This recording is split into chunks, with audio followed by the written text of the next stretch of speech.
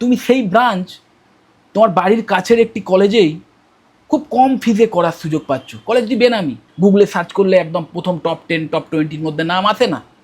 ওকে, কিন্তু হ্যাঁ তুমি জানো কলেজটি genuine college, AICTE approved college, এবং খুব কম খরচে তুমি তোমার পছন্দের ব্রাঞ্চ নিয়ে সেই কলেজে অ্যাডমিশনের সুযোগ পেয়েছো। ব্যাস, দ্যাটস এনাফ।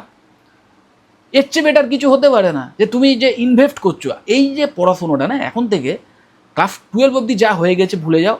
এই গ্র্যাজুয়েশনের যে পড়াশুনো, এই পড়াশুনোর সময় যে খরচটা করছো সেটাকে একটা ইনভেস্টমেন্ট হিসেবে ধরে নাও। হাই স্টুডেন্টস, WBJEE রাউন্ড 3 কাউন্সেলিংয়ের রেজাল্ট আলটিমেটলি পাবলিশড হলো এবং একটা এক্সটেনশন অফ শিডিউলের নোটিফিকেশান এসছে। তোমরা হয়তো অনেকে দেখেছো, তাও একবার দেখিয়ে দিই যারা দেখোনি। যে আগে যেটা ছিল যে 31 তারিখ অবধি লাস্ট ডেট ছিল অ্যাডমিশানের, মানে এই রাউন্ড 3-তে যারা সিট অ্যালটমেন্ট পাবে তারা সেই কলেজে গিয়ে যদি অ্যাডমিশান নাও, তাহলে সেই অ্যাডমিশান নেওয়ার লাস্ট ডেট মোস্ট প্রবাবলি আগেরটায় ওই 30 না 31 তারিখ ছিল। সেটা এই নতুন যে এক্সটেনশান রিলেটেড নোটিফিকেশান এসছে সেখানে দেখা যাচ্ছে যে 1 আগস্ট অবধি, মানে 1 আগস্ট অবধি তোমরা এই অ্যাডমিশান নিতে পারবে। তো আমার ধারণা এর পরেও যদি কোনো রাউন্ড হয় সেই রিলেটেড নোটিফিকেশানও এখানে আসবে, এবং আসার সম্ভাবনা যে একদম নেই সেটাও আমি বলতে পারি না। তো আমি তোমাদের বলবো বারবার যে এই জায়গাটায় খেয়াল রাখবে, এই জায়গাটা খেয়াল রাখবে, এবং এক্ষুনি কোনো রকম এমন ডিসিশান নিও না, বিশেষ করে তোমরা যারা অ্যাডমিশান পেয়েছো কোনো একটা কলেজে এবং পছন্দ হয়নি সিটটা। ওকে, তো ওই সিট অ্যাকসেপ্ট করতেই হবে এমন কোনো দিব্যি কেউ দেয়নি। তোমরা সিট অ্যাকসেপ্ট নাও করতে পারো, মানে সেই কলেজে অ্যাডমিশান নাও নিতে পারো। আর 5,000 টাকার যে রিফান্ডের ব্যাপারটা যারা ধরো দিয়ে দিয়েছো আগের কোনো রাউন্ডে, তাদেরও কীভাবে সেই 5,000 টাকাটা রিফান্ড পেতে হবে সেই রিলেটেড ইনফরমেশান ডাইরেক্ট এই যে কন্ট্যাক্ট নাম্বার আছে, এখানে কন্ট্যাক্ট আস থেকে যাবে, এখানে দেখবে একটি নাম্বার দেওয়া আছে, টোল ফ্রি নাম্বার, এখানে এক্সটেনশন নাম্বার 2, এই নাম্বারে কল করে জেনে নেবে এক্স্যাক্ট প্রসিডিওর কী আছে, এবং ডেডলাইনের মধ্যে মাথায় রাখবে ডেডলাইন পেরিয়ে গেলে কিন্তু এই 5,000 টাকাটা আর ফেরত পাবে না। মানে তুমি অ্যাডমিশন নাই নিতে পারো, সেটা তোমার উপর নির্ভর করছে, কিন্তু 5,000 টাকাটা যারা রাউন্ড 1 বা 2-তে পে করে দিয়েছো অলরেডি, তারাও রিফান্ড পেতে পারো কিন্তু। ওকে, তো সেটা পাওয়ার এক্স্যাক্ট কী রুল আছে সেটা একটু জেনে নিও। তো যাই হোক, যেটা বলার যে ওই সিট কোনো এক কলেজে পেলেই যে তোমাকে নিতেই হবে এমন কোনো বাধ্যবাধকতার ব্যাপার নেই। তোমার যদি ব্রাঞ্চ পছন্দের না হয়, যে কলেজে অ্যাডমিশান পেয়েছো সেই কলেজের ফিস যদি অনেক বেশি হয় বা লোকেশান ওয়াইজ যদি সেটা খুব প্রবলেমেটিক জায়গা হয়, তাহলে সেই কলেজে তোমরা অ্যাডমিশান নাও নিতে পারো। টোটাল কাউন্সেলিং প্রসেস একদম কমপ্লিট হওয়ার পর, মানে অ্যাডমিশান কমপ্লিট হয়ে যাবে সমস্ত কলেজে, এগুলোর পরে কিন্তু প্রতিটা কলেজের, বিশেষ করে সরকারি কলেজের যে অফিসিয়াল ওয়েবসাইট, সেখানেই ডিসেন্ট্রালাইজড কাউন্সেলিংয়ের নোটিফিকেশান পাবলিশড হবে। যদি সেই কলেজের কোনো ব্রাঞ্চে সিট ফাঁকা থাকে, সিট ভ্যাকেন্ট থাকে, তাহলেই সেই নোটিফিকেশানগুলো পাবলিশড হবে। তো তার জন্য বেস্ট ওয়ে হচ্ছে সেই কলেজগুলির অফিসিয়াল ওয়েবসাইট ভিজিট করা। বেশ কিছু প্রাইভেট কলেজেও কিন্তু এই ডিসেন্ট্রালাইজড কাউন্সেলিং হয়, বা যেটাকে তোমরা ডাইরেক্ট অ্যাডমিশানও ধরতেই পারো আলটিমেটলি। কারণ ডাইরেক্ট অ্যাডমিশানের ক্ষেত্রেও এটা তোমাদের মাথায় রাখতে হবে যে অনেকেই ভাবে যে ডাইরেক্ট অ্যাডমিশান মানেই বোধহয় একটা হিউজ ফিস দিতে হয়, এক্সট্রা ফিস দিতে হয়, বা কাউন্সেলিংয়ের যে টোটাল ফিস তার চেয়ে ডাইরেক্ট অ্যাডমিশানের ফিস অনেক বেশি হয়। এটাও কিন্তু সম্পূর্ণ ভুল ধারণা। কারণ এমন অনেক কলেজ আছে যে কলেজে তোমরা যদি এমনিতেই ডাইরেক্ট অ্যাডমিশান নাও, এখনই যদি নাও, সেক্ষেত্রেও যে কাউন্সেলিংয়ের মাধ্যমে অ্যাডমিশান নিলে যে টোটাল কোর্স ফি আর ডাইরেক্ট অ্যাডমিশানের যে টোটাল কোর্স ফি সেটাও সেম, এক্সট্রা কোনো ডোনেশান অ্যামাউন্ট বা অমুক তমুক এইসব দিতে লাগে না।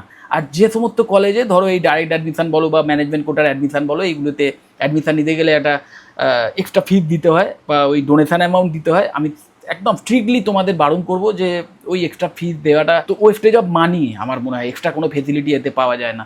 মাথায় রাখবে, তোমার এক্সাম কোনো কারণে খারাপ হয়েছিল, সেটা তোমার পারফরমেন্সের জন্য হতে পারে, বা সেই দিনকে এক্সামের দিনে কোনো প্রবলেমের জন্য হতে পারে, কোনো কারণে তোমার র্যাঙ্ক খারাপ এসছে, এটা তোমাদের অ্যাকসেপ্ট করতেই হবে।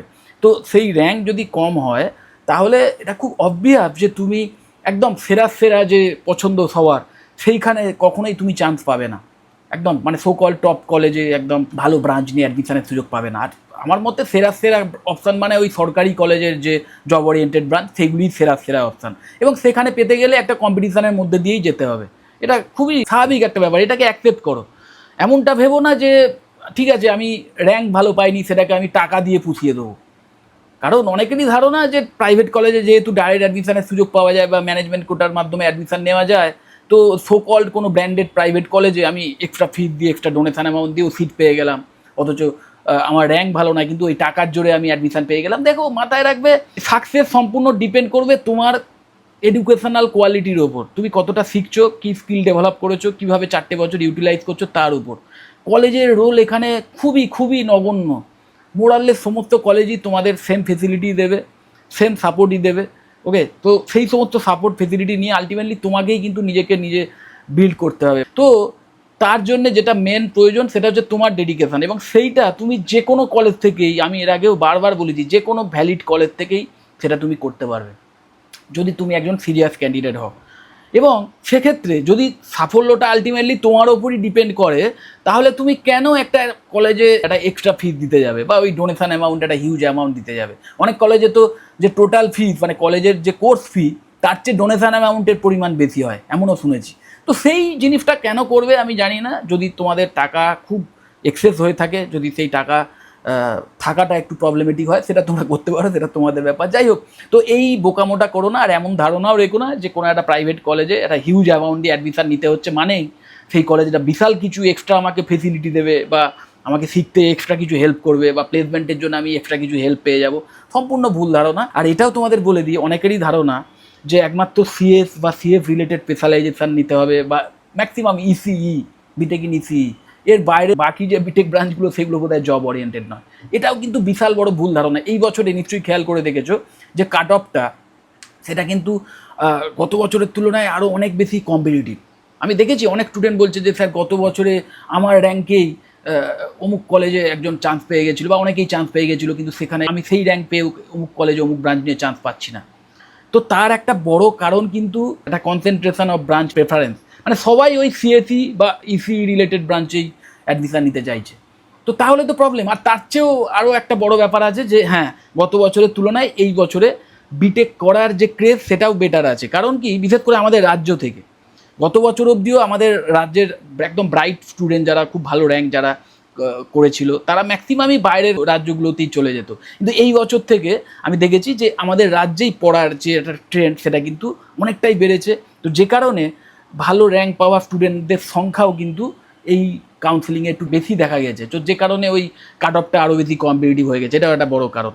আর ওই মানে কিছু কলেজ তাদের, আমি প্রাইভেট কলেজের কথাই বলছি, তারা এমনভাবে নিজেদের অ্যাড চালায় বা এসিও করে, যাই বলো, গুগলে এসিও করে, পে করেই করে। তো সেইগুলোর মাধ্যমে না সেই কলেজ এমন একটা ভাবমূর্তি নিজেদের তৈরি করেছে যে যেন সেই কলেজগুলি একদম মানে শেষ কথা, সেই কলেজগুলিতে অ্যাডমিশন নিলে তবেই চাকরি পাওয়া যাবে, বা ইন ফিউচারে ভালো কেরিয়ার করা সম্ভব হবে, এমন একটা ধারণা স্টুডেন্টদের মধ্যে বা গার্জেনদের মধ্যে তৈরি হয়েছে। তো এগুলো মাথায় রাখবে, পুরোটাই কিন্তু একটা টাকার খেলা। ওকে, যে কোনো কলেজ থেকেই তুমি ভালো কিছু করতে পারো। আর এর সুযোগটা নিয়ে করে কি, সেই সমস্ত কলেজ তাদের যে টোটাল ফি সেটাকেও অনেক বাড়িয়ে রাখে। আর ডাইরেক্ট অ্যাডমিশনের মাধ্যমে যদি অ্যাডমিশন নিতে হয়, সেক্ষেত্রেও অনেক এক্সট্রা ডোনেশন অ্যামাউন্ট তারা ডিম্যান্ড করে, এবং যেটা কিনা অনেক স্টুডেন্ট দিতেও আগ্রহী হয়ে ওঠে। আর এর সুযোগ আবার অনেক সময় থার্ড পার্টি বিভিন্ন লোকজনও নিয়ে থাকে। অমুক কলেজে তোমাকে অ্যাডমিশনের সুযোগ করে দেবো, এত লাখ টাকা লাগবে, অ্যাডমিশন হয়ে যাবে। এবং তোমরাও ভাবো, বা গার্জেনরাও অনেকে ভাবে যে ওই কলেজে যদি অ্যাডমিশনের একবার সুযোগ পাওয়া যায়, তাহলেই বোধহয় আমার কেরিয়ার একদম সফল হয়ে গেল। মাথায় রাখবে, এই যে কাউন্সেলিং চলছে, এরপরে এই যে অ্যাডমিশন হচ্ছে, কলেজে অ্যাডমিশন নেওয়ার যে ব্যাপারটা, এইগুলো সবই কিন্তু জাস্ট মানে উপলক্ষ। তোমাদের মেন লক্ষ্য আলটিমেটলি 4 বছর পরে যাতে ভালো প্লেসমেন্ট পেতে পারো, এবং সেই প্লেসমেন্ট পাওয়ার জন্য যেটা প্রয়োজন সেটা হচ্ছে স্কিল ডেভেলপমেন্ট, এবং যেটা কিনা সম্পূর্ণটাই তোমার এফর্টের ওপরই ডিপেন্ড করছে। তাহলে এখানে কলেজের রোল কোথায় আসছে? স্টুডেন্টরা নিজেদের কোয়ালিটি, নিজেদের যে এফর্ট, নিজেদের যে লেগে থাকার ক্ষমতা, নিজেদের যে স্মার্ট এফর্ট, সব কিছুর ভিত্তিতেই কিন্তু নিজেকে তৈরি করে। আর সেলফ স্টাডির ওপর এটাও ভীষণ ইম্পর্টেন্ট। আমি দেখেছি এই বিটেক করার পরেও, মানে বিটেকে অ্যাডমিশন নেওয়ার পরেও স্টুডেন্টরা অনেকেই বা গার্জেনরা ওই প্রাইভেট কোচিংয়ের খোঁজ খবর নেয় যে কোচিং সেন্টার কোথায় ভালো আছে। আসলে 11-12 অবধি এই কোচিং সেন্টার কালচার এমন একটা ব্যাপার করে দিয়েছে আমাদের মধ্যে, যে আমরা ভাবি যে কোনো পড়াশুনো করতে গেলে কোচিং সেন্টারের হেল্প নিতেই হবে। কোচিং সেন্টার খারাপ আমি বলছি না, কিন্তু কোচিং সেন্টার বেসিক্যালি 11-12 অবধি ঠিক আছে, কারণ 11-12 অবধি তোমার মেন টার্গেট ছিল যে যাতে আমি একদম সবচেয়ে বেশি মার্কস পেতে পারি, যে ম্যাক্স টু ম্যাক্স মার্কস যাতে আমি আর্ন করতে পারি। আমার যে এক্সাম, সেটা তোমার ক্লাসের এক্সাম হতে পারে বা এন্ট্রান্স এক্সাম হতে পারে, সেখানে যাতে টপ একটা র্যাঙ্ক করতে পারি, সেটা আমার মেন টার্গেট। তার জন্যই তুমি পড়াশোনাটা করেছো, মানে সেইভাবেই আমাদের এডুকেশান সিস্টেম চলছে না। কিন্তু এই যে গ্র্যাজুয়েশন কোর্সে তোমরা অ্যাডমিশন নিচ্ছ, এই যে বিটেকের মতো কোর্সে অ্যাডমিশন নিচ্ছ, এখানে তোমার মেন টার্গেট মোটেও ওই মার্কস অ্যাচিভ করা নয় বা একটা হাই র্যাঙ্ক অ্যাচিভ করা নয়।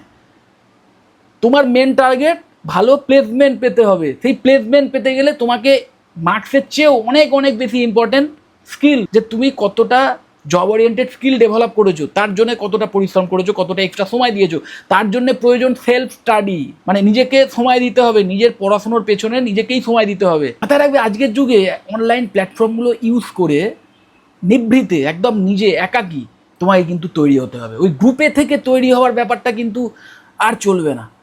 মাথায় রাখবে এই যে 4টে বছর না, যারা একা একা নিজেকে তৈরি করবে, স্কিল ডেভেলপ করবে, পরিশ্রম করবে, সেই একা একা সে নিজেকে কতটা সময় দিয়েছে, কতটা এফর্ট দিয়েছে, তার ওপরেই কিন্তু সে আরও 10 জনের থেকে বা আরও 100 জনের থেকে আমি বলবো নিজেকে আলাদা করে তুলবে, এবং তার ভিত্তিতেই সে চাকরিটা পাবে, প্লেসমেন্ট পাবে। নিশ্চয়ই দেখেছো আলটিমেটলি সাফল্য, যদি এই প্লেসমেন্ট পাওয়াটাকেই আমি আলটিমেট সাফল্য হিসেবে ধরে নিই, যেটা কিনা কাইন্ড অফ ঠিকই, যে আলটিমেটলি তো তোমরা পড়াশোনা করছো, বিশেষ করে বিটেকের মতো কোর্স করছো কেন, যাতে 4 বছর পর ভালো একটা স্যালারি নিয়ে চাকরি পেতে পারো। তো সেই চাকরিটা পাওয়াটাকেই যদি আমি সাফল্য ধরে নিই, তাহলে সেইটা কিন্তু খুবই কম, মানে তার সংখ্যা কিন্তু খুব কম। সাফল্যের যে পার্সেন্টেজ যদি তুমি করতে যাও, তাহলে দেখবে খুব কম পার্সেন্টেজ অফ স্টুডেন্ট কিন্তু সত্যিকারের ভালো প্লেসমেন্ট পায়, এবং যারা পায় তারা কিন্তু নিজেদের পার্সোনাল এফর্টের জন্য পায়, না ওই গ্রুপে থেকে কিছু এমন কিছু করে না, বা গ্রুপ স্টাডি করে ওই সাফল্য পায় না। তারা আলাদা করে নিজেকে তৈরি করে, সময় দেয়। এবং এখানে শুধু পড়লে তো হবে না, তোমাকে প্র্যাকটিস করতে হবে। একটা কোডিংয়ের স্কিল ভীষণ ইম্পর্টেন্ট। বিটেকের যে ব্রাঞ্চই নাও, সেই কোডিং শিখতে হবে, জানতে হবে, বুঝতে হবে, লজিক শিখতে হবে, ডিএসের কনসেপ্ট ক্লিয়ার করতে হবে, এবং নিজের হাতে তোমাকে কোডিং প্র্যাকটিস করতে হবে, এবং সফটওয়্যার বানাতে হবে, অ্যাপ্লিকেশান বানাতে হবে, ওয়েব ডেভেলপমেন্ট নিজের হাতে করতে হবে, এআই অ্যাপ ছোটোখাটো বানাতে হবে নিজের হাতে, প্রজেক্ট যেটাকে বলে। এবং সেইগুলি বানাতে বানাতেই তোমার স্কিল ডেভেলপ হবে, এবং সেই স্কিলের ভিত্তিতেই তুমি চাকরিটা পাবে। 4 বছর পর যখন কোনো একটা কোম্পানিতে ইন্টারভিউ দিতে যাবে, তখন তুমি কোন কলেজ থেকে করেছো, তোমার কত র্যাঙ্ক ছিল, এগুলির চেয়ে অনেক বেশি ইম্পর্টেন্ট হয়ে দাঁড়াবে যে তুমি যদি সত্যিই কিছু স্কিল ডেভেলপ করে থাকো, যার মাধ্যমে তুমি কিছু প্রজেক্ট বানিয়ে থাকো, সেইগুলি ভীষণ ইম্পর্টেন্ট হয়ে দাঁড়াবে।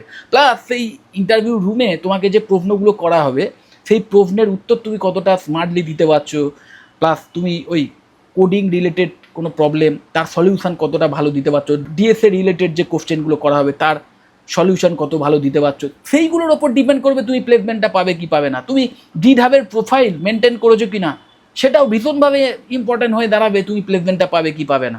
কলেজ নিয়ে বেশি চিন্তা করো না, অমুক কলেজেই আমাকে অ্যাডমিশন নিতে হবে, এটা চিন্তা না করে বরং এটাকে বেশি প্রেফারেন্স দাও যে আমাকে অমুক ব্রাঞ্চ নিয়ে অ্যাডমিশন নিতে হবে।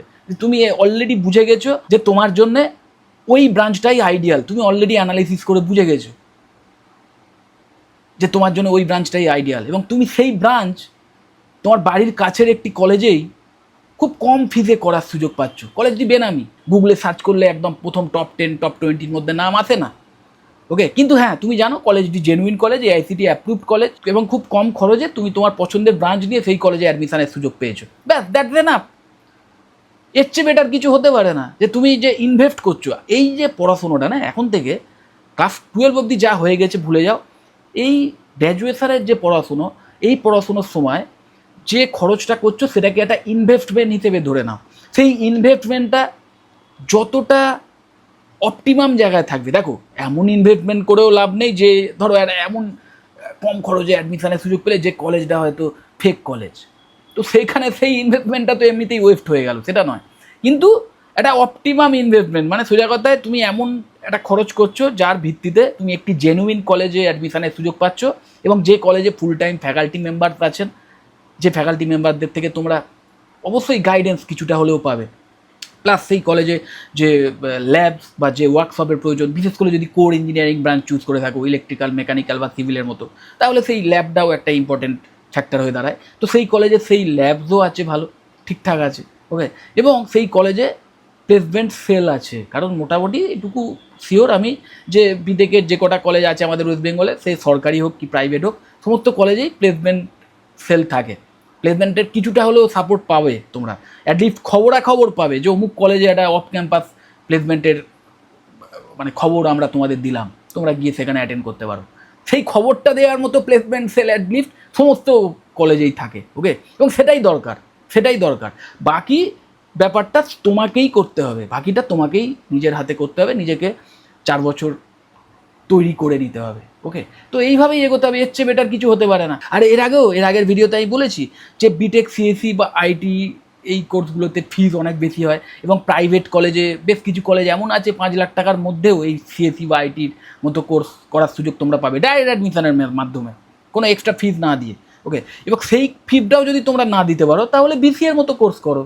বিসিএর মতো কোর্স বেশ কিছু প্রাইভেট কলেজে একদম ওই 2.5 থেকে 3 লাখ টাকার মধ্যেই মানে তোমরা করার সুযোগ পাবে, 4 বছরের ফুল টাইম বিসিএর কোর্স। এবং সেই বিসিএ কোর্স করার সময়তেও যদি তুমি সঠিকভাবে স্কিল ডেভেলপ করো তাহলে আইটি ফিল্ডে গিয়ে দুর্দান্ত কেরিয়ার করতে পারো। ওকে, যাই হোক, যদি এই সমস্ত বিষয়ে আরও কোনো ক্ল্যারিফিকেশনের প্রয়োজন হয় বা এই কলেজ রিলেটেড বিষয়ে কোনো ইনফরমেশনের প্রয়োজন হয়, তোমার জন্য কোন ব্রাঞ্চটা আইডিয়াল হবে সেই নিয়ে যদি এখনও কনফিউশনে থাকো, তাহলেও ডাইরেক্ট আমাকে কল বা হোয়াটসঅ্যাপ করতে পারো, আমার কন্ট্যাক্ট ডিটেলস নিচেই কল করছে। যদি মনে হয় ভিডিওটা হেল্পফুল অবশ্যই লাইক করো, চ্যানেলটা যদি সাবস্ক্রাইব না করে থাকে এক্ষুনি সাবস্ক্রাইব করো, আর ভিডিও যত বড় শেয়ার করে দিও। টাটা।